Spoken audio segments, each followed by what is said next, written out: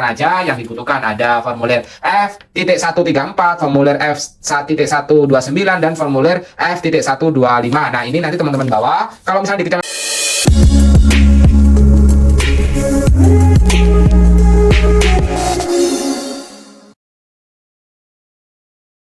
Halo teman-teman, menjadi bisa pada video kali ini secara singkat dan lengkap kita akan membagikan bagaimana kalian yang pengen membuat pindah kartu keluarga dan KTP antar kecamatan atau antar kabupaten atau antar provinsi atau antar desa dalam satu kecamatan. Nah, dimana pada intinya kita pengen merubah kartu keluarga dan juga alamat di kartu tanda penduduk ini sendiri ada beberapa langkah dan alasannya.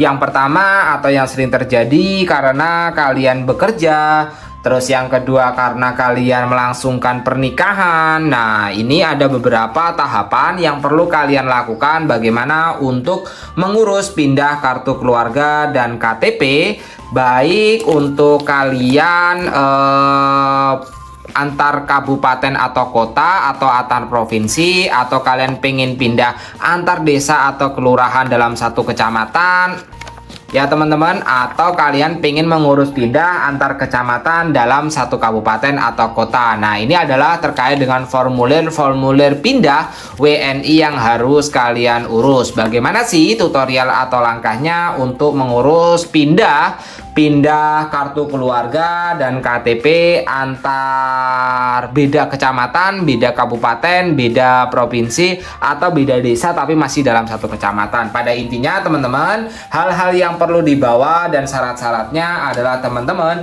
membawa kartu keluarga asli dan fotokopinya cukup 2 lembar aja, dan juga kalian membawa kartu tanda penduduk dan juga aslinya. Nah, sama 2 lembar aja. Kalau misalnya teman-teman ada IKD, identitas kependudukan digitalnya, teman-teman nggak perlu membawa, asalkan teman-teman bisa ada downloadannya, teman-teman ada downloadannya.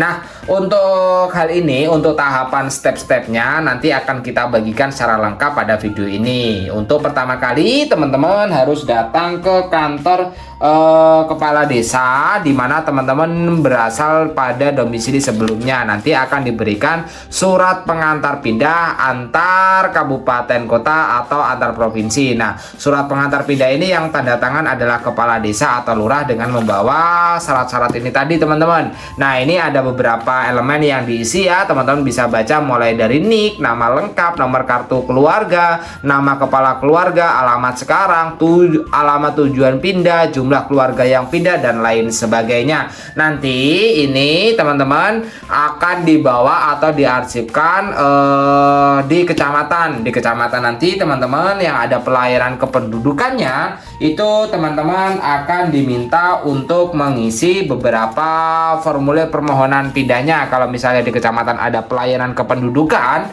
itu nanti akan diminta untuk mengisi formulir permohonan pindah WNI. Nah, atau ini ya disesuaikan aja yang dibutuhkan. Ada formulir F.134, formulir F.129 dan formulir F.125. Nah, ini nanti teman-teman bawa. Kalau misalnya di kecamatan nggak ada pelayanan kependudukan, nanti biasanya akan diberikan rekomendasi dari kecamatan ke kabupaten. Kalau misalnya di desa nggak ada pelayanan, biasanya pengantarnya dari kecamatan ya, tanda tangan ini adalah pihak kecamatan. Beda-beda sih setiap wilayah, intinya seperti itu. Nanti teman-teman itu akan diminta untuk mengisi beberapa elemen. Beberapa elemen yang wajib untuk kalian isi itu ada formulir F.116. Ini berisi formulir permohonan perubahan kartu keluarga warga negara Indonesia atau formulir permohonan kartu keluarga baru warga negara Indonesia. Kalau kartu keluarga baru ini biasanya teman-teman yang baru menikah dan membuat kartu keluarga baru menikah, kartu keluarga baru, teman-teman mengisi formulir ini. Dan yang terakhir juga mengisi formulir biodata kartu keluarga. Intinya kalau teman-teman pingin pindah pindah sebagian atau dalam satu keluarga beda untuk aturannya. Kalau pindah sebagian, teman-teman tulis aja siapa yang mau pindah. Kalau misalnya semuanya, juga tulis semuanya yang mau pindah. Dan ini akan ada pencabutan berkas, surat pencabutan berkasnya itu kurang lebihnya nanti surat keterangan pindah itu pencabutan berkas, jadi istilahnya cabut berkas lah, cabut berkas dari daerah asal itu kurang lebihnya dapatnya seperti ini. Surat keterangan pindah ini didapatkan dari kecamatan, dari pelayanan Dukcapil di mana teman-teman berasal. Nah nanti setelah itu teman-teman itu mengurusnya, teman-teman datang ke alamat tujuan. Jadi jelas tuh kita alasan pemohon ini pindahnya karena apa. Ini misalnya ada alasan pemohon, beberapa pilihannya itu adalah pekerjaan ya, pekerjaan, terus pendidikan, terus keamanan, kesehatan, perumahan, keluarga, atau yang lainnya. Nah seperti itu. Nanti teman-teman itu akan diminta untuk melapor ke desa, dengan desa atau kelurahan tujuan teman-teman, mengisi formulir pindah datang. Nah pindah datang ini daerah asal, daerah tujuan. Nah nanti akan ada beberapa elemen juga diisi. Nah setelah itu teman-teman datang ke kantor Dukcapil tujuan teman-teman. Tujuan teman-teman itu di mana kantor Dukcapil? Kalau teman-teman mau pindah KK dan KTP itu nanti akan ada permohonan pindah WNI, permohonan mengisi formulir itu, dan permohonan kartu tanda keluar KTP warga negara Indonesia ini ya. Ini terkait dengan pemohon KTP-nya apa, baru perpanjangan atau penggantian. Biasanya kalau kita ganti tulis di sini ganti, teman-teman tinggal tulis tanda X seperti ini. Nah, ganti. Nah, ini nanti kita akan di KTP-nya itu akan sudah berubah, di KTP atau kartu keluarganya itu sudah berubah teman-teman, dengan alamat dan juga status yang baru. Kalau misalnya teman-teman mau berubah juga elemen data kependudukan, teman-teman nanti diminta untuk mengisi formulir F-1016.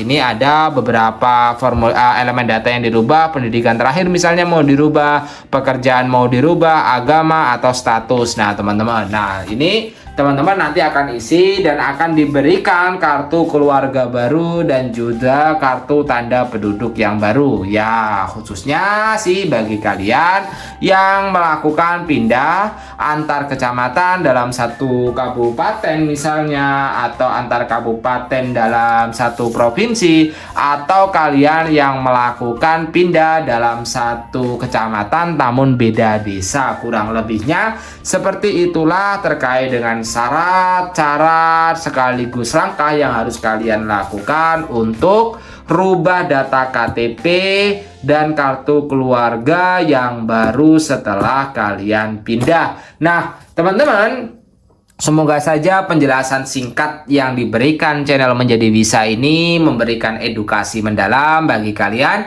Jika kalian membutuhkan atau ada pertanyaan lainnya, teman-teman bisa tulis di kolom komentar. Sebisa mungkin akan kami jawab agar tidak banyak pertanyaan dari teman-teman. Semoga lancar untuk proses perpindahannya. Yang pasti semua biaya ini adalah gratis teman-teman. Terima kasih telah menonton. Bye-bye teman-teman.